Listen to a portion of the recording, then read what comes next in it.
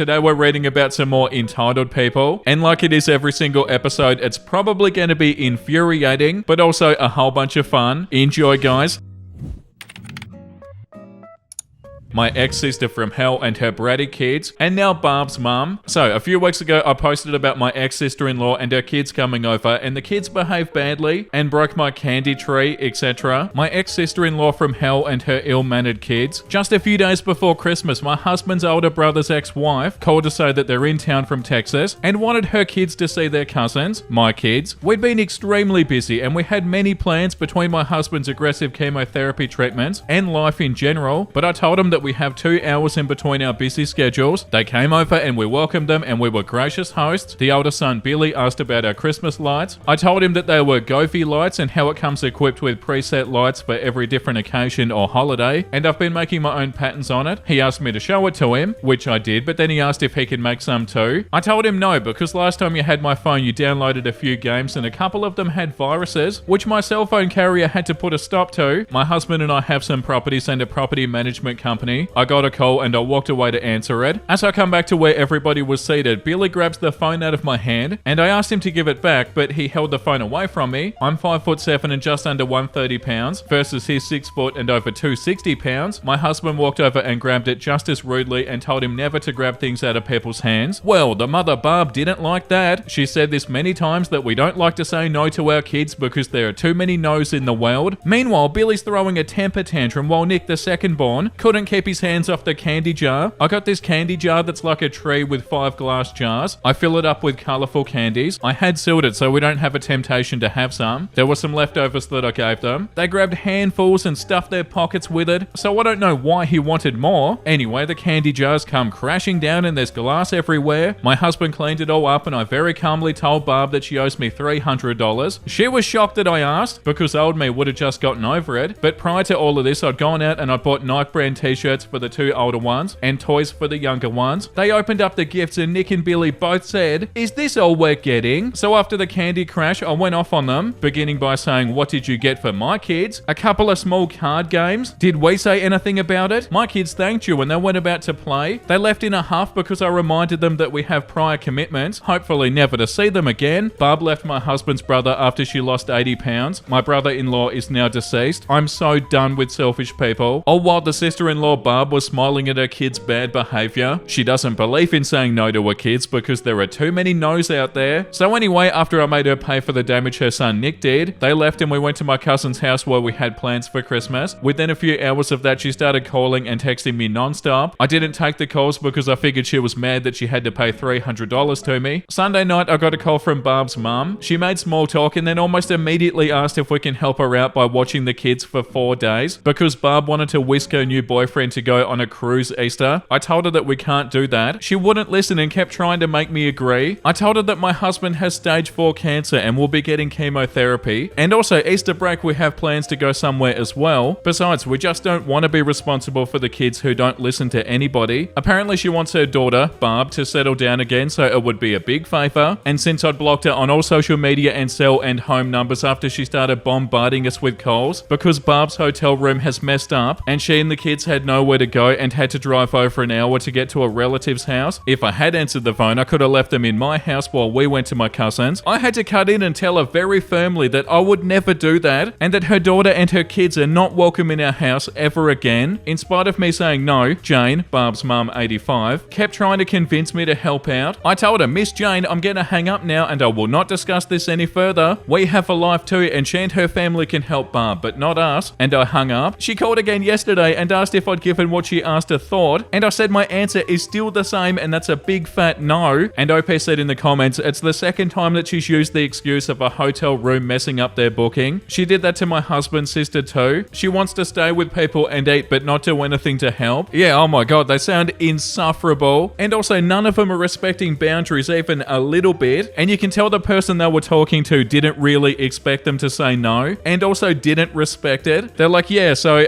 have you changed your mind?" friend. OP also said in the comments that they blocked them. And yeah, that's definitely a good move. The next one is called Take My Kid With You. It's my birthday today. My husband wanted to take me out to celebrate until my roommate blurts out, "The baby should go too since it's her birthday too." I responded with, "You should take your daughter out on her first birthday," and then listed a few free activities that a baby would enjoy, as she argued that she doesn't have any money. That baby's been sitting in her bouncer alone in the bedroom for hours. I feel like if I don't show the baby some attention, nobody will. Yeah, like the top comment says, "I don't have money." That's why I listed free options. And like the comment under that says, "It isn't your responsibility to help your roommate's baby celebrate her birthday." That's ridiculous. It's the roommate's responsibility. It's possible that your roommate is not liking single parenting and is trying to draw you and your husband in as second parents. You need to be careful about doing that. And then OP says, "Oh, she's not a single parent. Her boyfriend is there too. In fact, he's sleeping still, ignoring his baby." Right, so your roommate's baby has the same birthday as you, and your roommate wants you to celebrate their own child's birthday instead of them doing something with their own child. That's so sad. The next one is called Entitlement. Waiting in line at a supermarket yesterday to pay for a few items. The store was heavily understaffed, 2 tills open out of a possible 20, so queues are long, and I'm fourth in line. Eventually, Ken ahead of me gets to the cashier. She scans all of his items and gives him the total. He then proceeds to whip out his phone and scrolls through it looking for an e-voucher. While this is happening, the line keeps getting longer and longer. After a couple of minutes, the cashier politely tells him that she can suspend his transaction and finalize it when he finds the voucher. He refuses, saying, "I was here first," and continues looking for the voucher. And then he calls somebody, presumably to ask them about it. By now, the queue is at least 20 people deep. At this point, a manager opened another till and we got our transactions processed and we leave. As I walk past Ken, he's still on the phone, still delaying the cashier, effectively rendering that till useless and still preventing other customers from paying and leaving. Why are people like this? He had at least 2 people ahead of him and they both had relatively large purchases. He had at least 10 minutes to sort the crap out instead of inconveniencing everybody. Edit, a lot of comments are saying that the transaction should have been voided or suspended or management should intervene. Absolutely. My take is that the staff know what to say, but not how to say it. It's a training issue in my opinion. Yeah, why are people like this? And you're right, OP, they could have figured it out before they got up to the cashier, but no, they have to make it harder for everybody else. Yeah, that sucks. I don't know how people do stuff like this and don't feel bad. The next one is called Entitled Friend Doesn't Understand the Concept of a White Elephant Exchange. This all happened almost 10 years ago, but after spending all morning reading stories on this sub, I felt like sharing my own experience. For years, I'm male, early 30s at the time, was close friends with Brittany, female, same age as me. Brittany and I had gone to college together, gone on trips together, and were pretty much inseparable. She'd always had a bit of an entitled streak to her, but it was never anything drastic. She usually kept it restrained to things like being the only one to pick which restaurant our group of friends went to, or having her seat in each friend's home. Annoying, yeah, but pretty mild overall. Then Christmas hit. A mutual friend of ours decided to hold a Christmas get-together for our large extended friend group, which included both me and Brittany. This friend, Mary, had recently gotten married and bought a new house with her new husband, Matt. Mary's wedding had been a small, private, family-only affair to celebrate with friends as well as celebrate their new house and the holiday. Mary invited about 30 people from our extended friend group to a big Christmas party. It was wonderful. Mary has always been one hell of a cook and she insisted on providing everything for the guests. She did all the cooking, bought tons of drinks, alcoholic and not, and made sure that none of our guests were without a drink or plate of amazing food all night. Mary had only one request: each person bring a gift to contribute to a White Elephant gift exchange. Happily, especially given how much Mary and Matt shelled out to feed us all, we all brought a gift. For those not familiar, White Elephant exchanges, called Yankee Swap or Dirty Santa in some places, involve everybody bringing a wrapped gift, and then one by one each person chooses a gift from the pile. The first person opens his or her chosen gift, then the second person can either open a new gift or steal the first person's gift. The third person can steal the second or the first gift or pick a new one, on and on until everybody has had a chance, and then the first person gets the last chance to steal. One rule put in place in a lot of these exchanges is that a gift can only be stolen twice, so if you're the third person to get your hands on a gift, it's yours for good and nobody can take it from you. This was the downfall of Mary's gift exchange, at least when it came to Brittany. It all started and people were having fun stealing blankets and candles and gift cards. No one was upset if their gift was stolen. Hell, it's all for fun and we're all friends, right? Well, Matt, Mary's new husband and party co-host, was really good at making his own beer. As his gift in the exchange, he wrapped up a full case of this amazing dark stout that he made. Bob opened that and was excited. We all knew how amazing the beer was as we'd been drinking it all night, and and then Tim stole the beer from Bob. We laughed, Bob was disappointed, but he gave it over to Tim in spirit of the game. Then it was my turn. I stole the beer from Tim. Like Bob, Tim was disappointed, but willingly gave me the beer and laughed along with his disappointment. Notice that I was the third owner of the case of beer. That means that per the rules of Mary's game, I was safe from having the beer stolen from me. Brittany was the next to go. She tried to steal the beer, but was reminded by several people that the beer had been stolen twice, so was now officially mine. Instead of just picking a new gift or stealing somebody else's, Brittany threw a fit. All the other gifts suck. That's not fair. The beer's the only thing I want. I wouldn't have played if I knew this stupid rule. On and on she went. She was making everyone uncomfortable, especially Mary. Matt intervened and politely asked Brittany to play along. He reminded her there were still a few bottles of the stout in the kitchen if she did want one. But no, Brittany couldn't handle not having the full case to take home. She pouted and refused to pick another gift or play the game. So we skipped her. The game continued on and everybody besides Brittany had a gift. With only one gift left, Brittany was forced to take that or nothing. She chose nothing and on top continued to complain and moan about how unfair the rules are. The person who brought the unclaimed gift took it back and then gave it to Mary and Matt as a housewarming gift, and seeing that, Brittany stormed out and left. I thought that would be the end of it, but I was wrong. Over the next few days, I got so many messages from Brittany demanding that I give her the case of Matt's beer. She didn't ask if I would share it, which I probably would have done. She demanded that I give it to her outright, saying, you know the rules were BS and it should have been mine. When I told her no, she started with guilt tripping. You make more money than me, so you can buy expensive beer and I can't. We've been friends for so long, it's only right. You're just being selfish. And the final message from her was, I hope you choke on it, a-hole. Oh my god, what's wrong with people? What a brat. I blocked her number, removed her from my Facebook friends list, and I haven't spoken to her since. Nor for that matter have Mary and Matt, nor about a third of the party guests. She lost a lot of friends all over a case of beer. It was damn good beer though. I thought of Brittany every time I drank a bottle. Like that's a spoiled brat that never grew out of it. Like an adult spoiled brat. That's so hard to believe though, that somebody can be so awful and still feel like they're in the right. Yeah, that sucks. If I were you, OP, I'd never talk to them again. Like straight up, how toxic and awful can you be? Apparently pretty bloody awful. Last night, some jerks let their kids use my friend's truck as a jungle gym in a public parking lot. Last night, my friends came upon a family using their truck as a backdrop for a family photo, with the parents eagerly taking pictures of the kids hanging off the truck. I mean, like full body weight dangling from the door handles and lights. My friends and I are nerds who decorate our vehicles with lights and participate in light parades in cities all around our area to bring cheer to kids and folks who might not otherwise have something fun to do at Christmas, and also raise some money for food banks. We are a touch competitive about this, but my friend always wins. This year he had, and I quote, 6,520 lights. He is the sun. It's all powered by his jackery. A big battery bank, so when we go somewhere public, he'll leave the lights on so people can enjoy it. Lots of people crowd the truck. Lots of people take pictures with it. We even see people occasionally touch the lights to see what they are and how they're stuck on there because it is neat. We love it because it gives people a chance to enjoy it without us taking their attention and letting them just have a moment of awe. But I never thought I'd see parents encouraging their crotch goblins to climb it like a jungle gym. For what, Instagram? I'm seething. I mean, aside from the disrespect for the work put into that truck to bring joy to all, they're hanging 80 pounds off a door handle and grinding the lights into the paint. When he bumped the alarm to scatter them, they pulled the doors open. What the hell's wrong with people? They didn't even apologize. Would you excuse me for a moment?